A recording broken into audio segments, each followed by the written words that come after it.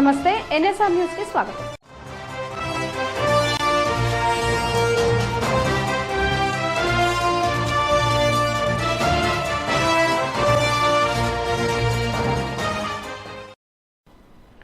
ఆంధ్రజ్యోతి ఆధ్వర్యంలో ముత్యాల ముగ్గుల పోటీల కార్యక్రమాన్ని పంచాయతీరాజ్ గ్రామీణాభివృద్ది స్త్రీ శిశు సంక్షేమ శాఖ మంత్రి డాక్టర్ సీతక్క ప్రారంభించారు. ఆదివారం ములుగు జిల్లా కేంద్రంలో ఆంధ్రజ్యోతి ఆధ్వర్యంలో కెనరా బ్యాంక్ సహకారంతో ఏర్పాటు చేసిన ముత్యాల ముగ్గుల పోటీల ప్రారంభానికి ముఖ్య అతిథిగా హాజరైన రాష్ట మంత్రివర్యులు డాక్టర్ సీతక్క ఈ సందర్భంగా ఆమె మాట్లాడుతూ మన పూర్వీకులు మనకు నేర్పిన సంస్కృతి సంప్రదాయాలను వాటి మూలాలను మహిళలు ఎప్పటికీ మరవకూడదని యువతులు మహిళలు ముగ్గులు వేస్తుంటే ఇప్పుడే ములుగులో సంక్రాంతి వచ్చినట్లు అనిపిస్తోందని ముగ్గుల పోటీలు పెట్టి మహిళలను ఒకే చోటకు చేర్చిన ఆంధ్రజ్యోతి పత్రిక ఎలక్ట్రానిక్ యాజమాన్యంకు ఈ జిల్లాలో పనిచేస్తున్న ఆంధ్రజ్యోతి పత్రికా ఎలక్ట్రానిక్ మీడియా సోదరులకు అభినందనలు తెలుపుతూ ఈ పండుగ ప్రతి ఒక్కరి జీవితాల్లో వెలుగులు నింపాలని కోరుకుంటూ అందరికీ ప్రత్యేక ధన్యవాదాలు కృతజ్ఞతలు తెలిపారు. ఈ కార్యక్రమంలో కాంగ్రెస్ పార్టీ శ్రేణులు పత్రికా ఎలక్ట్రానిక్ మీడియా సోదరులు మహిళామణులు తదితరులు పాల్గొన్నారు. కాబట్టి మన పూర్వీకులు మనకి ఇచ్చినటువంటి కడపలు కడుక్కోవడము, పసుపుతో మరి కడపలను పూజించడము, శుభ్రం చేసుకోవడము, పసుపు బొట్టు పెట్టడం, కుంకుమ బొట్టు పెట్టడము, ముగ్గులేయడం, ఇవన్నీ కూడా అందానికే కాకుండా ఆహ్లాదానికి ఆరోగ్యానికి ఆ ఒక్క ముగ్గును చూసుకోగానే మనకి సంతోషం అనిపిస్తుంది, ఇతరులను కూడా సంతోషింపజేస్తుంది. కాబట్టి ముగ్గులు అనేది పోటీ కాదు, కానీ పోటీ అనేది ఉండడం మూలంగా మనం ఇంకా ఇప్పుడు నేను కూడా చాలా రోజులు అయిపోయింది ముగ్గులు వేయడం మర్చిపోయి, ఇప్పుడు ప్రయత్నం చేసినాక నేను కూడా బాగానే చేతి తిప్పగలుగుతా అనేది అర్థమైంది. పాత యొక్క చరిత్ర యొక్క గొప్పతనాన్ని మన తాతలు ముత్తాతలు తరాలు ఆచారాలు సాంప్రదాయాలు ఏవైతే ఇచ్చిరో అవన్నీ కూడా మర్చిపోతా ఉన్నారు. కాబట్టి మనం ఎంత స్థాయికి ఎదిగినా మన గతాన్ని మన గత వైభవాన్ని కూడా గుర్తు పెట్టుకున్నప్పుడే మరి పాత కొత్తతోటి మంచి జీవితం కూడా ఉంటుంది. ఇవాళ మనం చూస్తే ఇండ్ల ముందట పెండెందుకు అనే ఆలోచన వస్తుంది, కానీ పెండలో కానీ ముగ్గులో కలిపేటువంటి పసుపు కుంకుమలలో న్యాచురాలిటీతో పాటు పసుపు ఎంత యాంటీబయాటికో మీకు తెలుసు. కాబట్టి పసుపు చిన్నప్పుడు మనము దేవుళ్ళ దగ్గర పోతే, నేనైతే ఆ దేవుళ్ళ కాడికి పోతే పసుపు వేసి నీళ్లు తాగించి తెల్లారి వరకు జ్వరం పోతాను. అది ఇప్పటికి కూడా నేను ఫాలో అవుతున్నాను. హన్మకొండలోని సెయింట్ పీటర్స్ పబ్లిక్ పాఠశాల నందు ఆంధ్రజ్యోతి ఏర్పాటు చేసిన ముత్యాల ముగ్గుల పోటీ కార్యక్రమాన్ని వర్ధనపేట శాసనసభ్యులు విశ్రాంతి ఐపీఎస్ అధికారి కెఆర్ నాగరాజు ప్రారంభించి విజేతలకు బహుమతులు అందించారు.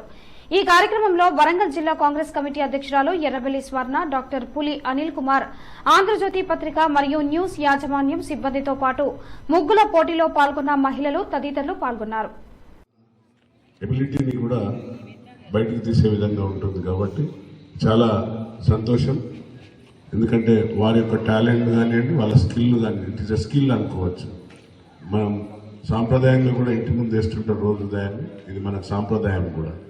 సో మన పెద్దలు ఏదైతే చేసిందో ప్రతి దానికి ఒక మీనింగ్ఫుల్ ఉంటుంది. మనం సంక్రాంతి రోజు మామిడి యొక్క ఆకులతో తోరణాలు కడతాం, దానికి కూడా ఒక సైంటిఫిక్గా ప్రతి దానికి సైంటిఫిక్గా ముడిపడి ఉంటుంది. కాబట్టి ఇలాంటి ఇంకా ఎన్నో కార్యక్రమాలు మన ఏబిఎన్ ఆంధ్రజ్యోతి మనందరికీ తెలుసు. It is a transparent paper. ఏది రాసినా కూడా నిఖచ్చితంగా ఎవరి కోసం రాసినా కూడా నిర్భయంగా రాసే పత్రిక కాబట్టి వారందరికీ నేను నూతన సంవత్సరం వారి యాజమాన్యానికి అందులో పనిచేసే వారందరికీ కూడా పేరు పేరున సంక్రాంతి అడ్వాన్స్ శుభాకాంక్షలు చెబుతూ ముగిస్తున్నా. జై హింద్, జై భారత్. ఎల్లారెడ్డి డివిజన్ కేంద్రంలోని శ్రీ సిద్దోళ్ల రామాలయం నుండి అయోధ్య రాముని అక్షంతలు ఆదివారం శోభయాత్రగా వెళ్లి ఇంటింటికి పంపిణీ చేశారు. పట్టణ శ్రీరామ సైన్యం సభ్యులు పెద్ద ఎత్తున అయోధ్య అక్షంతలు నెత్తిన పెట్టుకుని ఇంటింటికి తిరుగుతూ పంపిణీ చేశారు. ఈ నెల 22న రామాలయంలో 1,00,000 పుష్పార్చన అన్నదానం నిర్వహిస్తున్నట్లు రామాలయం ధర్మకర్త సిద్ది శ్రీధర్ తెలిపారు. 22వ తారీఖు నాడు అది తప్పనిసరిగా చెప్పాలి. తప్పనిసరిగా అన్నదానం ఉందని చెప్పుండి పుష్పార్చన దీపోత్సవం లైవ్ కూడా ఉంది. పప్పు అక్కగా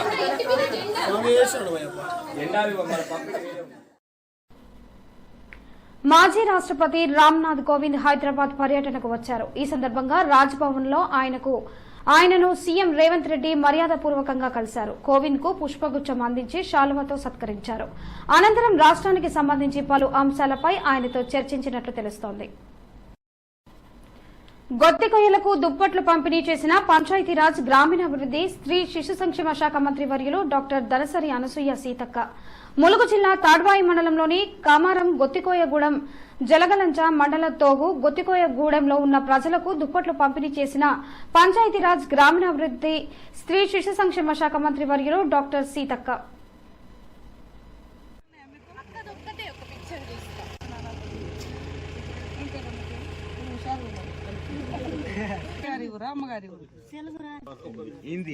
ఒక 2 సంవత్సరాలు అక్కడి నుంచి వచ్చి అత్తగారి ఊరు అమ్మగారు ఆ ఊరా అక్కడ ఛత్తీస్గఢ్ ఉన్నదంతే వాళ్ళది మేడం. వరంగల్ మట్టేవాడలోని శ్రీ భోగేశ్వర స్వామి దేవస్థానంలో ఈ రోజున దేవాలయం నందు అయోధ్య నుండి తీసుకువచ్చినటువంటి అక్షింతలను వితరణ కార్యక్రమాన్ని చేపట్టారు. ఉదయం 8 గంటల సమయంలో దేవస్థానంలో ప్రత్యేక పూజలు నిర్వహించి అనంతరం ఈ వితరణ కార్యక్రమాన్ని చేపట్టారు. ఈ సందర్భంగా అర్చకులు మాట్లాడుతూ ఈ నెల 22వ తేదీన అయోధ్యలో శ్రీరాముని విగ్రహ ప్రతిష్టాపన ఉన్నందున మట్టెవాడ ప్రాంతంలో గల వారందరూ కూడా తమ తమ గృహములపై హనుమంతుని జెండాలు ఎగరవేయాలని, ప్రతి ఇంటి ప్రధాన ద్వారంపై శ్రీరామనామ ఏర్పాటు చేసుకోవాలని, ప్రతి వాహనంపై శ్రీరాముని జెండాను ఉంచుకోవాలని తెలిపారు. ఈ వితరణ కార్యక్రమంలో లోకేశ్వర్ దాతగా నిలిచారు. భక్తులు ప్రవీణ్ సింగ్ మరియు దేవాలయ కమిటీ ఇతర సభ్యులు భక్తులు అధిక సంఖ్యలో పాల్గొన్నారు.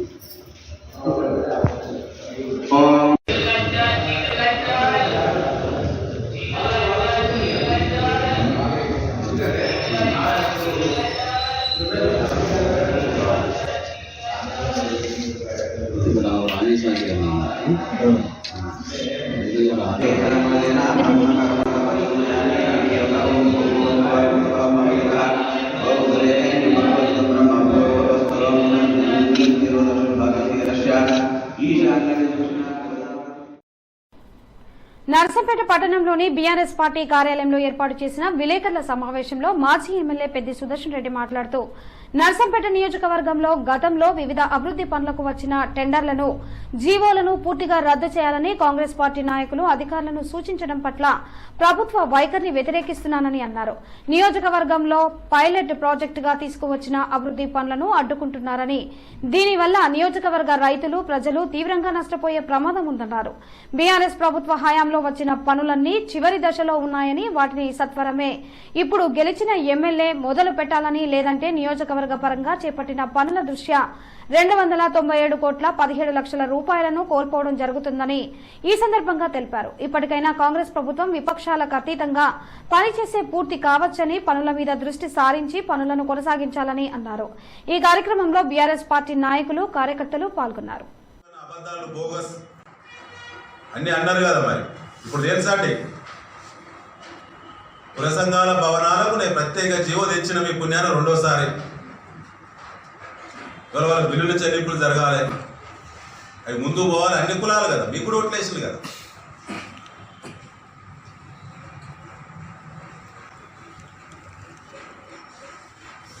అన్నిటిపైన సమగ్రమైనటువంటి సమీక్ష నిర్వహించండి.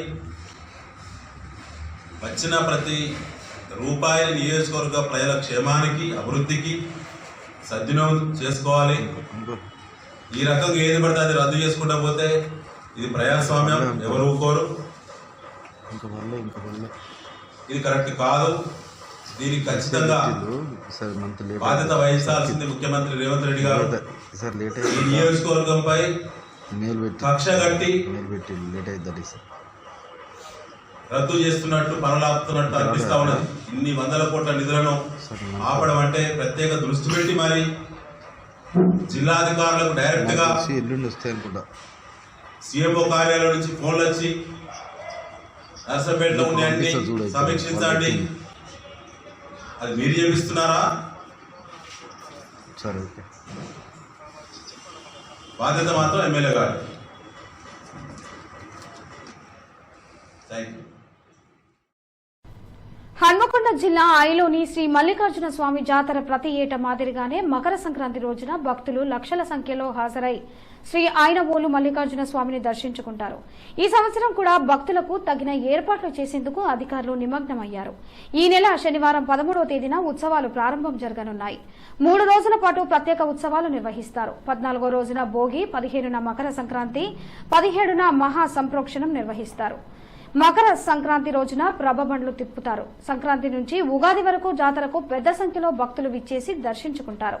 భక్తులు పెద్ద సంఖ్యలో హాజరు కానున్న నేపథ్యంలో శానిటేషన్, పారిశుద్ధ్యం, త్రాగునీరు, పార్కింగ్ వంటి సమస్యలు తలెత్తకుండా ఈవో సిబ్బంది, పలు శాఖల అధికారులు ఏర్పాట్లు చేపట్టారు.